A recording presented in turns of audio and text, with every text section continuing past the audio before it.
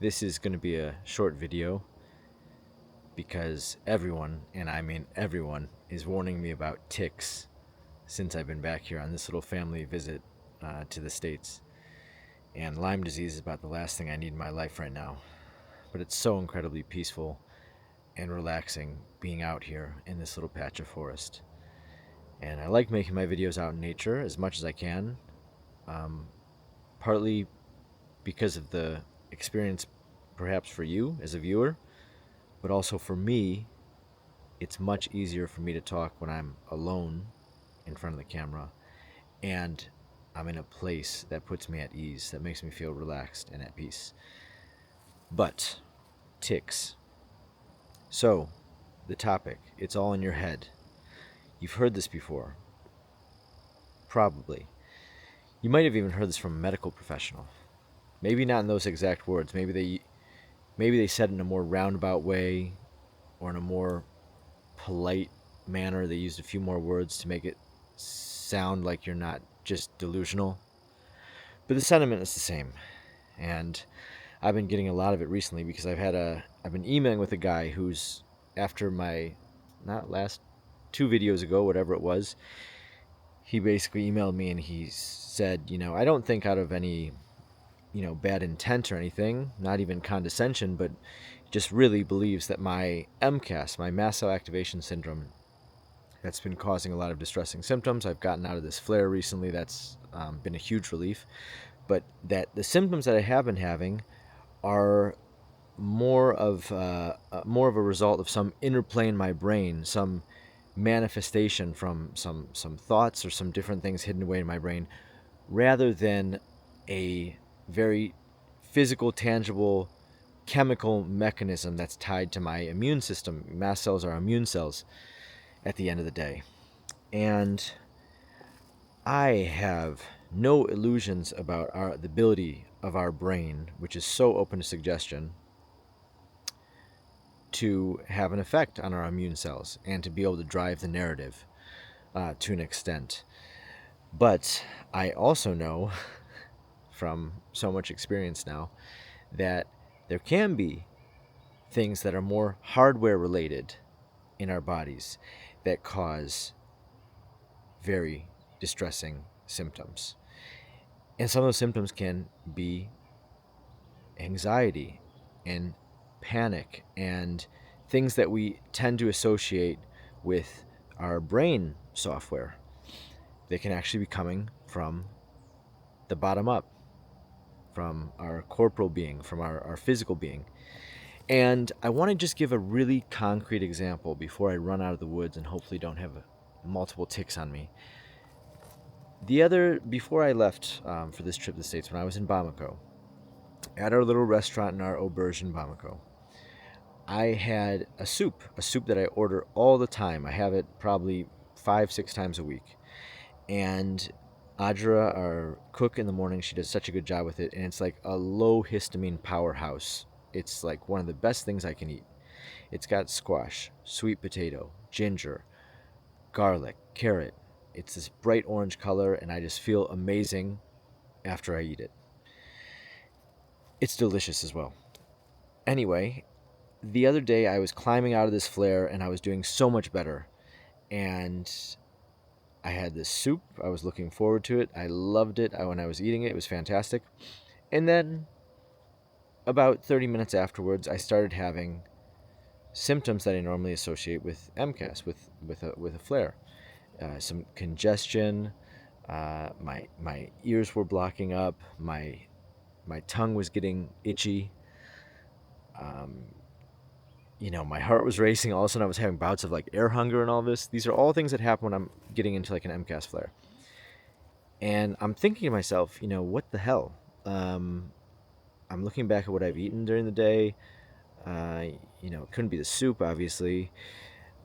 I didn't have any like intense exercise or some stressful incident, something that happened that, got my cortisol levels up. I had no radical temperature changes. All these things can cause MCAS, can be triggers for people with MCAS. I'm not as sensitive as some people, thankfully, but I'm just looking back at my day, and I had a really actually quite relaxing day. I had finished the second proofs of this book I was working on and really had nothing to be worried or stressed about. I was eating well. Anyway, later on in the day, so I'm having symptoms that I associate with MCAS. I'm wondering what's going on. I haven't been able to pin it down. And I'm sitting at the bar and I'm just going over kind of our expense sheet, and we have a document where people keep their bills and everything. And there's a line there for me because it's supposed to be recorded everything I eat and drink, just so it lines up with the inventory. And I'm not charged, but we keep a record of it. And I don't see the soup I had for lunch, and I ordered it through the staff. They knew I had it, and I asked Sori. I said, "What's going on there? I had a soup. There's no soup written for my lunch." And he says, "Oh, that soup, it was actually from the other day. It's been in the fridge here at the bar because a client, there was some mistake when he ordered it. It was not what he actually wanted. So they didn't charge it for him. They just put it behind the bar and they put it in the fridge, figuring that I would eat it so it wouldn't go to waste." And for a normal person and in normal circumstances, I would be all about that. Not wasting food, and save me a delicious soup? Yes, please. The problem is that leftovers,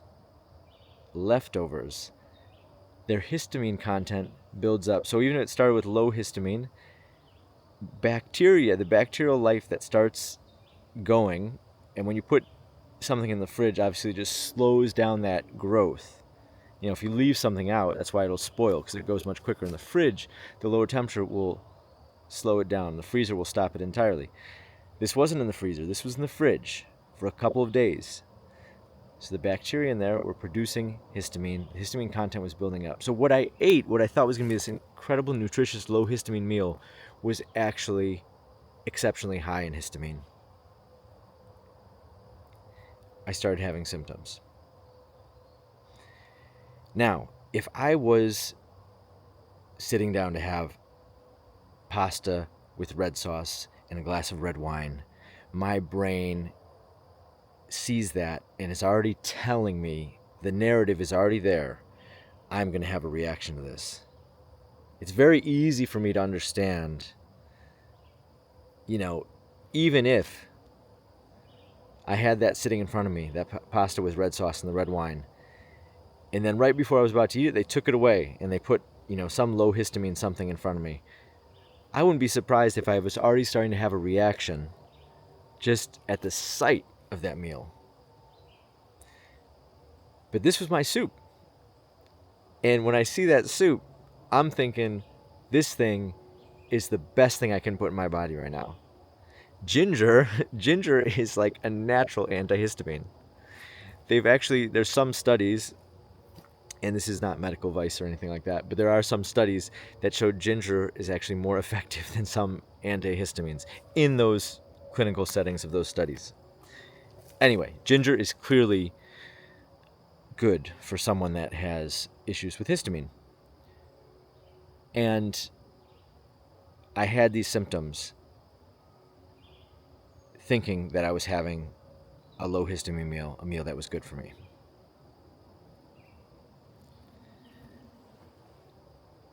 I'm saying this not because I just want to pour cold water on I do think that our brains are very important. I think there's a lot to be said for interventions and different things we can do to rewire our brain circuitry.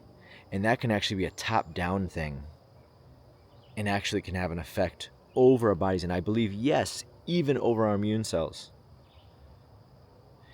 And I've tried a lot of different things, and I'm trying new things. I'm not giving up on that. So I'm not trying to pour cold water on that. I'm just also trying to validate and offer some encouragement and support to the people that just get told over and over it's all in your head. Because this is a very concrete example, what I just told you, of me doing everything right. And the psychological narrative in my head was that I was doing everything right. and still something went wrong, because actually in that meal, no matter what I was telling myself about it, actually in that meal, there was a lot of histamine, and the reaction happened. I know I have a lot more work I need to do, things I need to try. Believe me, I'm not just sitting here saying there's nothing I can do about any of this. I do think I can move the needle in the right direction. And I have done quite a bit of that, I feel. But at the same time,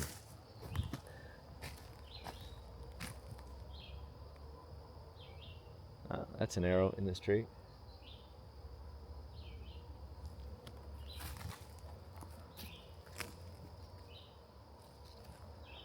I don't know anything about hunting. I don't know if this is something to... What, are you killing a deer with that? I wonder if I should be standing right here.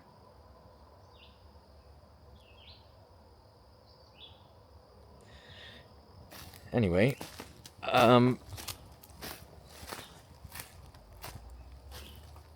to all of you out there that are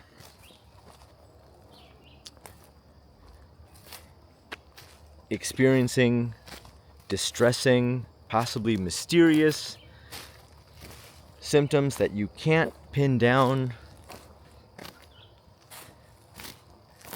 that you feel like you've tried so many things to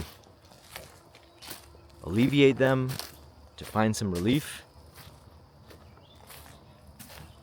I know what you're dealing with. It's real. It's real. And it's so much more complex than it's all in your head.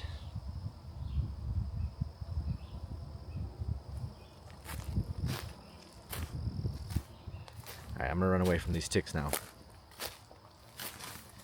Hope you guys are okay. See you soon.